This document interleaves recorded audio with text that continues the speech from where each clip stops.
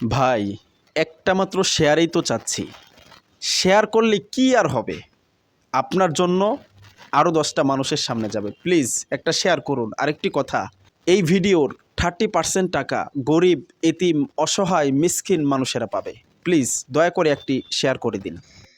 أعوذ بالله من الشيطان الرجيم بسم الله الرحمن الرحيم أتل ما أوحي إليك من الكتاب وأقم الصلاة إن الصلاة تنهى عن الفحشاء والمنكر ولذكر الله أكبر والله يعلم ما تصنعون ولا تجادلوا أهل الكتاب إلا بالتي هي أحسن إلا الذين ظلموا منهم وقولوا آمنا بالذي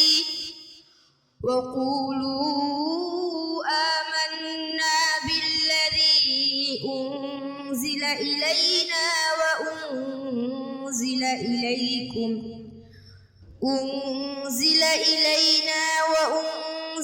إليكم وإلهنا وإلهكم واحد ونحن له مسلمون وكذلك أنزلنا إليك الكتاب فالذين آتيناهم الكتاب يؤمنون به ومن هؤلاء من يؤمن به وما يجحد بآياتنا إلا الكافرون وما كنت تتلو من قبله من كتاب ولا تخطه بيمينك إذا لارتاب المبطلون بل هو آية بينة في صدور الذين أوتوا العلم وما يجحد بآياتنا إلا الظالمون